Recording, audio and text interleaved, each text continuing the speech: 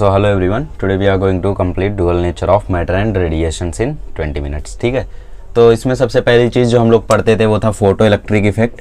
इसके बारे में छोटी मोटी चीज़ें हम लोग देख लेंगे जल्दी जल्दी, क्योंकि फोटो इलेक्ट्रिक इफेक्ट इसमें सबसे ज़्यादा इंपॉर्टेंट है। और उसके बाद डी ब्रॉय वेवलेंथ इंपॉर्टेंट है या डी ब्रॉगली वेवलेंथ इंपॉर्टेंट है। ठीक है, उसके अलावा बाकी सारी चीज़ें छोटी मोटी है जो कि आप कर लो तो ठीक है, नहीं करोगे तो ज़्यादा नुकसान नहीं होगा, क्योंकि फोटो इलेक्ट्रिक इफेक्ट से ही आपकी आइंस्टीन इक्वेशन भी आ जाती है। राइट, अच्छा अभी हम लोग समझते हैं फोटो इलेक्ट्रिक इफेक्ट होता क्या है। ठीक है, तो बेसिकली हमारे पास मान लो यहाँ पे एक मेटेलिक सरफेस है और यहाँ से हमने फोटोन मारा। ठीक है, फोटोन मतलब बेसिकली जो लाइट होती है उसका डुअल नेचर होता है, आपको पता है, चैप्टर का नाम भी वही है। इसमें हम लोग मैटर का डुअल नेचर पढ़ेंगे, फिर रेडिएशन का भी डुअल नेचर पढ़ेंगे। मतलब जो लाइट है वो वेव और पार्टिकल दोनों नेचर पढ़ेंगे उसका। फिर एक जो पार्टिकल है वो एक वेव कैसे बन सकता है वो भी पढ़ेंगे हम लोग। ठीक है, जो कि डी ब्रॉगली वेवलेंथ में आता है। तो बेसिकली यहाँ से हम लोग जब फोटोन मारते हैं, ठीक है, एक मेटल सरफेस पे, तो यहाँ से जो इलेक्ट्रॉन निकलता है इसी फेनोमेना को हम बोलते हैं फोटो इलेक्ट्रिक इफेक्ट। मतलब फोटोन डाल के इलेक्ट्रॉन निकालना, फोटो इलेक्ट्रिक इफेक्ट। ठीक है, यही इसका नाम है। अब इसका सेटअप मैं आपको बनाता हूँ, उसके बाद इससे रिलेटेड जो टर्मिनोलॉजीज हैं उनको बताता हूँ। चलिए, तो अब सेटअप की हेल्प से धीरे धीरे सारी टर्मिनोलॉजीज को हम लोग क्लियर कर लेते हैं। ठीक है, देखो तो इसमें होता क्या है, बेसिकली तुम्हारे पास एक सेटअप बनाया जाता है, इसके नीचे एक कम्यूटेटर भी लगाया जाता है जिससे बेसिकली वोल्टेज को मैनेज किया जाता है। तो इसका पूरा डायग्राम आप याद कर लेना, क्योंकि एग्जाम में बनाने के लिए आएगा। अब मान लो यहाँ से लाइट इंसिडेंट की जा रही है। ठीक है, यहाँ पे आपके सूरज चाचू है और यहाँ से लाइट इस एमीटर प्लेट पे इंसिडेंट की जा रही है। जिस सरफेस से हम लोग फोटो इलेक्ट्रिक इफेक्ट कराते हैं उसको फोटो सेंसिटिव सरफेस भी कहा जाता है। ठीक है, तो basically the phenomena of emission of electron when the light of appropriate frequency is incident on it is called as photoelectric effect। तो फोटो इलेक्ट्रिक इफेक्ट का डेफिनेशन आपके लिए इंपॉर्टेंट है। ये डेफिनेशन क्या कहता है कि बेसिकली फोटोन की हेल्प से, मतलब लाइट की हेल्प से इलेक्ट्रॉन को निकालना। और एक खास बात इसमें एप्रोप्रिएट फ्रीक्वेंसी बोला है। क्यों? क्योंकि हर फ्रीक्वेंसी पर फोटो इलेक्ट्रिक इफेक्ट नहीं हो सकता। एक पर्टिकुलर फ्रीक्वेंसी होती है जिसको थ्रेशोल्ड फ्रीक्वेंसी कहा जाता है, उतना फ्रीक्वेंसी हमें लगाना पड़ता है जिसके बाद फोटो इलेक्ट्रिक इफेक्ट होता है। तो बेसिकली जैसे यहाँ मान लो आप लोगों का, ये बेसिकली आप लोगों को मान लो यहाँ पे लाइट सोर्स है, सन मान लिया हमने, वैसे कुछ भी हो सकता है। यहाँ से लाइट सोर्स आया, ठीक है, इस पर फोटोन पड़ा और मान लो यहाँ से इलेक्ट्रॉन निकला। ठीक है, वैसे अगर आपने अच्छे से इस चैप्टर को पढ़ा है तो आपको पता है कि फोटो इलेक्ट्रिक इफेक्ट जरूरी नहीं है कि हो ही जाए। ठीक है, मान लो आप लोगों को इलेक्ट्रॉन को निकालने के लिए 4.1 इलेक्ट्रॉन वोल्ट एनर्जी चाहिए और आपने 4.2 इलेक्ट्रॉन वोल्ट दे दी, तो जरूरी नहीं है कि वो इलेक्ट्रॉन बाहर ही निकल जाए। ठीक है, प्रोबेबिलिटी तब रहेगी कि हाँ भाई निकल सकता है, लेकिन निकल ही जाएगा ये कभी भी हम लोग कंफर्म नहीं कह सकते। तुमने 100 इलेक्ट्रॉन वोल्ट क्यों ना दे दिया हो, लेकिन इलेक्ट्रॉन निकलेगा ही निकलेगा ये हम लोग कभी भी गारंटी के साथ नहीं कह सकते। ठीक है, कभी निकल भी सकता है, नहीं भी निकल सकता है, लेकिन रिक्वायर्ड एनर्जी से, ठीक है, रिक्वायर्ड एनर्जी से कम तुम दोगे तब तो कभी नहीं निकलेगा। और ये जो रिक्वायर्ड एनर्जी होती है इसी को कहा जाता है वर्क फंक्शन। ठीक है, इसी को कहा जाता है work function which is represented with the help of phi. ठीक है, तो बेसिकली यहाँ से इलेक्ट्रॉन बाहर निकले और कलेक्टर प्लेट की तरफ बढ़े। ठीक है, और अगर अब इलेक्ट्रॉन यहाँ से फ्लो कर रहा है तो अपोजिट डायरेक्शन से करंट भी आता है, तो इसी करंट को कहा जाता है फोटो करंट। ठीक है, इसी करंट को क्या कहा जाता है? फोटो करंट कहा जाता है। ठीक है, अच्छा अब अगर मुझे इस फोटो करंट को बढ़ाना है तो मैं क्या क्या कर सकता हूँ? सबसे पहली चीज ये है कि मैं इसकी इंटेंसिटी बढ़ा सकता हूँ। ठीक है, अच्छा एक और चीज रह गई कि बेसिकली अगर आप इंटेंसिटी बढ़ाते हो फोटो इलेक्ट्रिक इफेक्ट में तो उससे इलेक्ट्रॉन के निकलने पर कोई फर्क नहीं पड़ेगा। अगर आपको फोटो इलेक्ट्रिक इफेक्ट कराना है, ठीक है, तो उसमें इंटेंसिटी से कोई खासा फर्क नहीं पड़ता है। क्यों? क्योंकि बेसिकली इंटेंसिटी का मतलब क्या होता है कि नंबर कितना है। ठीक है, मान लो तुम फोटोन 10 गिरा रहे थे, अब 20 गिरा रहे हो, इससे कोई फर्क पड़ेगा क्या? नहीं, इलेक्ट्रॉन निकलना होगा तो ही निकलेगा। फर्क किससे पड़ता है? एनर्जी से पड़ता है, इंटेंसिटी से फर्क नहीं पड़ता है। लेकिन इंटेंसिटी से एक चीज हो सकती है कि अगर हम यहाँ पे इंटेंसिटी बढ़ाएंगे तो ज्यादा इलेक्ट्रॉन बाहर निकलेंगे। तो बेसिकली फोटो करंट को बढ़ाने के लिए मैं इंटेंसिटी बढ़ा सकता हूं। अगर मैं इंटेंसिटी बढ़ाऊंगा तो ज्यादा इलेक्ट्रॉन निकलेंगे, ज्यादा फोटो करंट आएगा। तो इसीलिए इंटेंसिटी और फोटो करंट के बीच में जो ग्राफ होता है वो डायरेक्टली प्रोपोर्शनल होता है। नीचे ग्राफ्स भी दिए हुए हैं, वो भी आप स्टडी कर सकते हो। ठीक है, यहीं अगर मैं बात करूं क्या इंटेंसिटी का फोटो इलेक्ट्रिक इफेक्ट पे कोई फर्क पड़ता है? नहीं, फोटो इलेक्ट्रिक इफेक्ट पे फ्रीक्वेंसी का फर्क पड़ता है, वेवलेंथ का फर्क पड़ता है, लेकिन इंटेंसिटी का फर्क नहीं पड़ता है। ठीक है, और वहीं फोटो करंट पे इंटेंसिटी का फर्क पड़ता है, फ्रीक्वेंसी का फर्क नहीं पड़ता है। ठीक है, तो इस चीज का थोड़ा सा आप लोग ध्यान रखना। अब छोटी मोटी चीजें जैसे थ्रेशोल्ड वेवलेंथ, थ्रेशोल्ड फ्रीक्वेंसी, ये क्या होता है?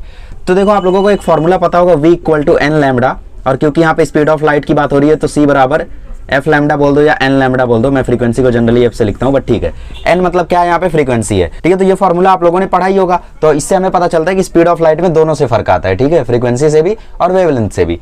तो बेसिकली दो डेफिनेशन है यहाँ पे, एक है थ्रेशोल्ड फ्रीक्वेंसी और एक है थ्रेशोल्ड वेवलेंथ। ठीक है, थ्रेशोल्ड फ्रीक्वेंसी क्या होती है? थ्रेशोल्ड फ्रीक्वेंसी वो मिनिमम फ्रीक्वेंसी है जिससे अगर आप और कम कर दोगे तो फोटो इलेक्ट्रिक इफेक्ट होना बंद हो जाएगा।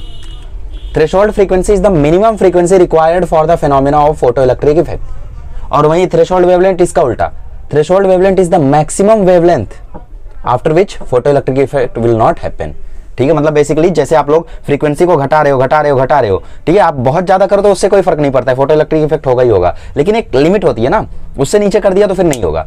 जैसे आपका 35 नंबर 35%, उससे नीचे हो गए तो फेल हो जाओगे, राइट। वैसे ही वेवलेंथ का केस उल्टा है, मतलब उससे ज्यादा कर दिया तो फिर नहीं हो पाएगा। तो मैक्सिमम वेवलेंथ जहां पे फोटो इलेक्ट्रिक इफेक्ट हो रहा है उसी को क्या कहा जाता है, थ्रेशोल्ड वेवलेंथ। ठीक है, threshold frequency, threshold wavelength, I hope आप लोगों को समझ में आ गया होगा। अब यहां से आप लोगों को एक नया फॉर्मूला दिखाता हूं। E बराबर एनर्जी का फॉर्मूला होता है एच न्यू। ठीक है, न्यू क्या है, फ्रीक्वेंसी, तो यहां से आप फ्रीक्वेंसी को c बाय लैम्डा लिख सकते हो, तो एनर्जी का एक फॉर्मूला आ गया एच सी बाय लैम्डा।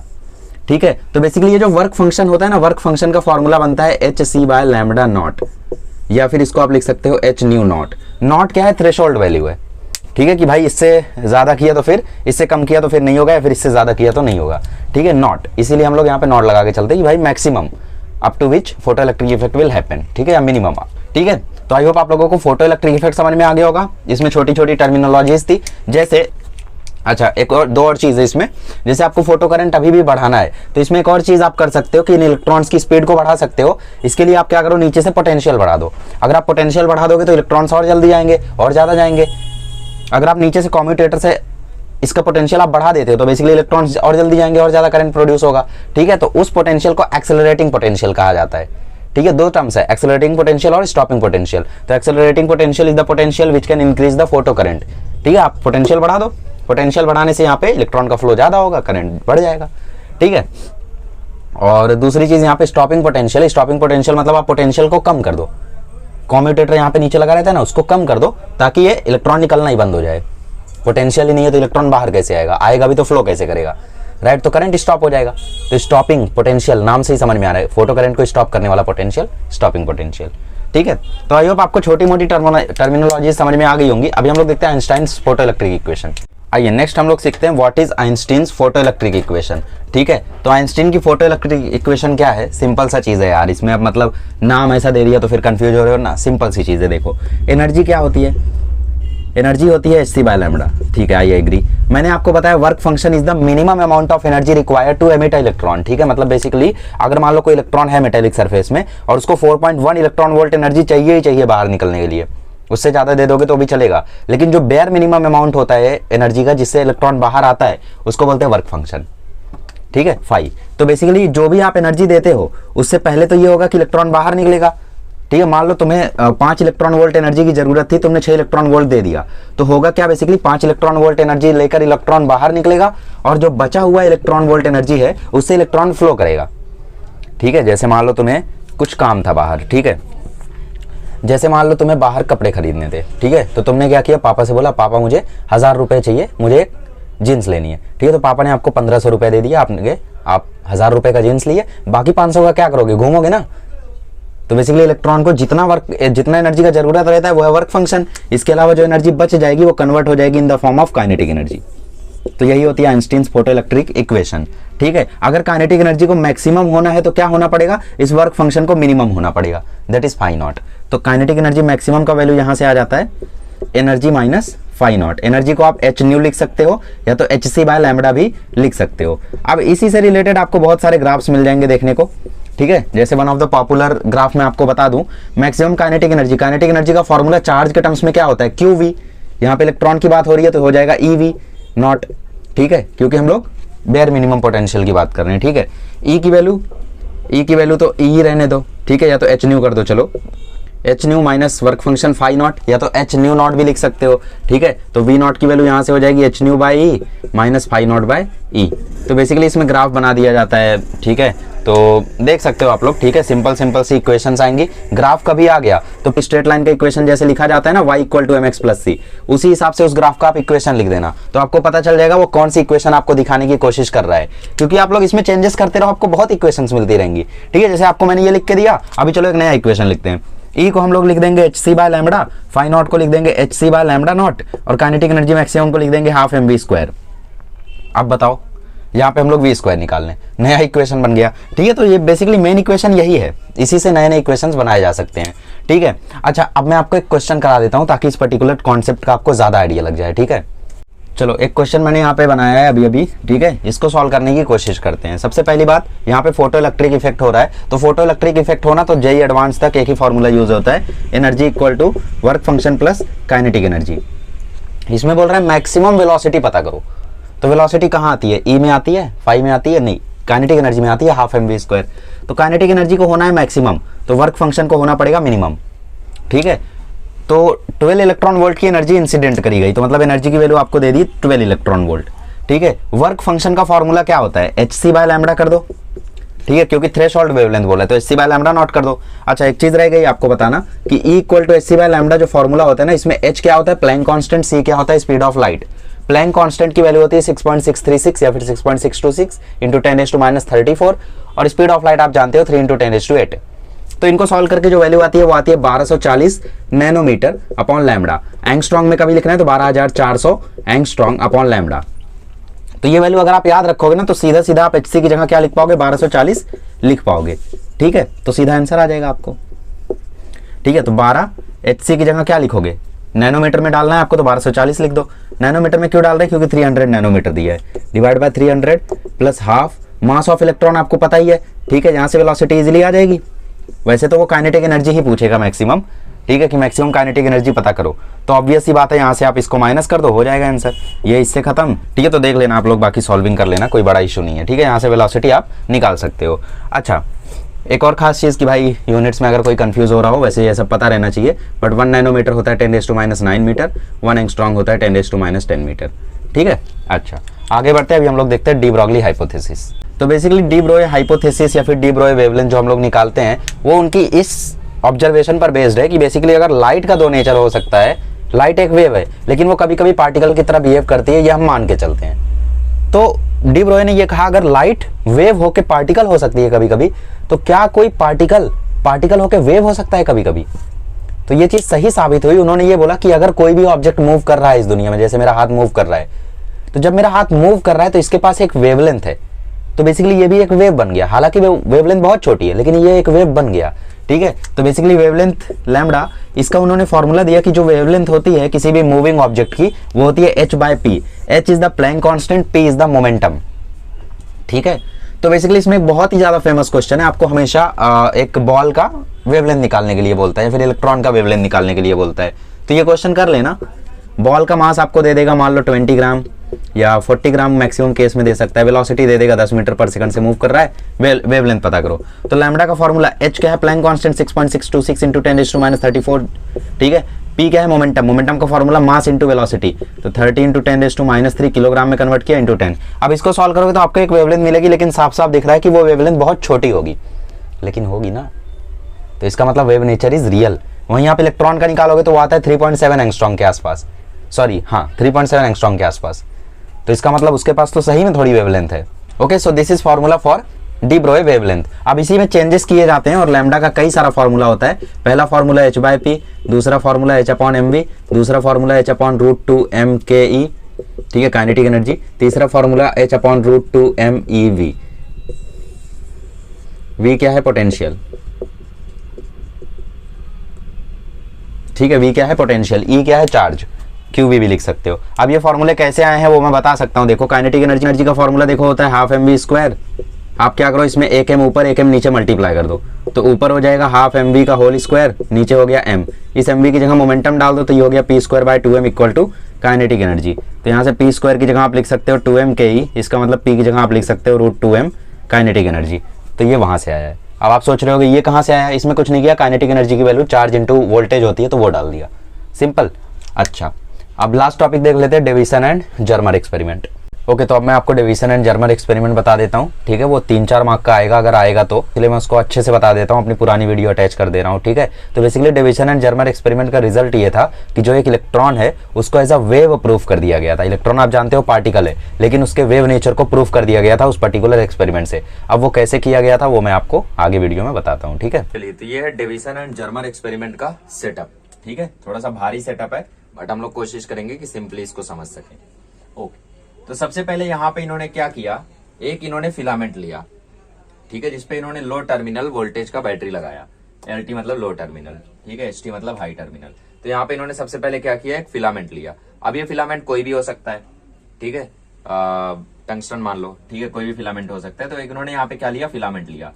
अब इस फिलामेंट पे क्या किया उन्होंने, यहाँ पे कोटिंग किया, फोटो सेंसिटिव मटेरियल की क्या की, यहाँ पे इन्होंने कोटिंग की, ठीक है, चलो कर दी कोटिंग।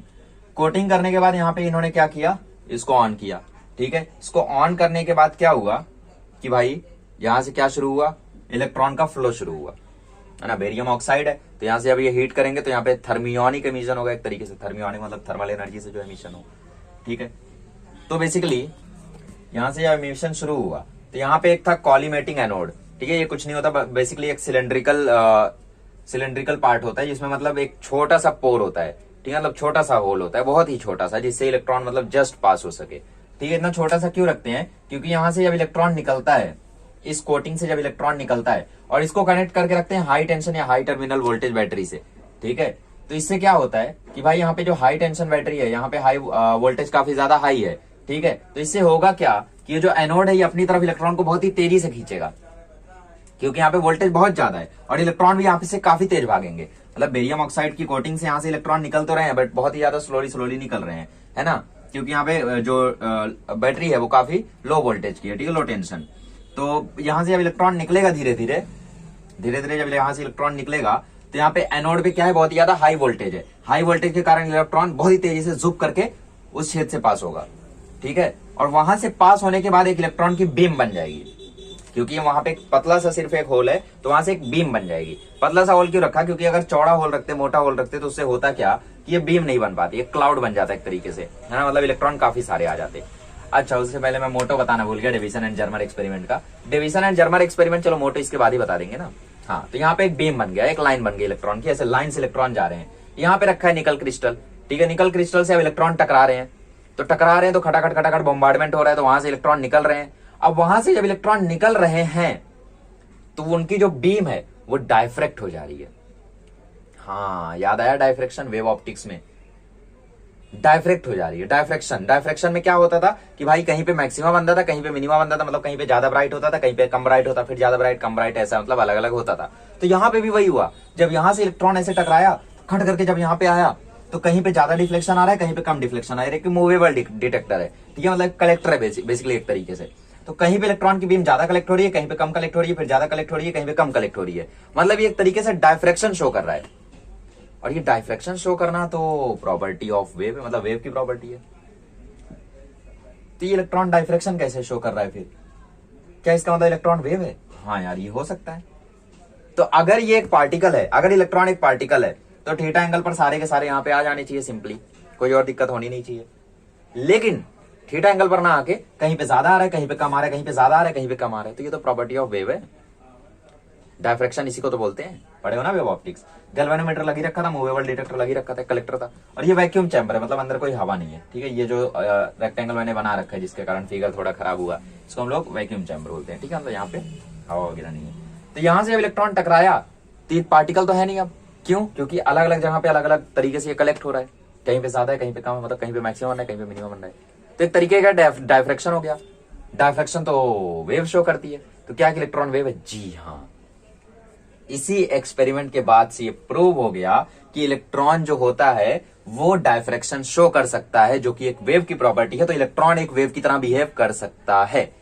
अच्छा, यहाँ पे एक और चीज है कि भाई इन्होंने क्या किया, एक्सपेरिमेंटली वैल्यू कैलकुलेट किया इलेक्ट्रॉन के लैम्डा की। अब एक्सपेरिमेंटली उन्होंने कैसे कैलकुलेट किया था, वो गए थे वेव ऑप्टिक्स वाले चैप्टर में। वेव ऑप्टिक्स में आपने वो फॉर्मूला पढ़ा होगा 2d sin theta equal to n lambda. तो वहां पे डिस्टेंस बिटवीन स्लेट्स है ना, थीटा, ये सारी वैल्यूज डाल के उन्होंने जब लैम्डा की वैल्यू कैलकुलेट की थी 2d sin theta equal to n lambda से, तो वहां पे उनको वैल्यू मिली थी समथिंग 0.165, ठीक है। वहां से वो उन्हें मिला, कितना मिला? 0.165 नैनोमीटर इलेक्ट्रॉन का वेवलेंथ। तो वो एक एक्सपेरिमेंटल सेटअप हो गया कि भाई सेटअप बनाया उन्होंने, और फिर उसके बाद लैम्डा कैलकुलेट किया 2d sin थीटा बराबर n लैम्डा से, जो कि आपकी टेक्स्ट बुक में नहीं दिया, उन्होंने डायरेक्टली बोल दिया, ठीक है।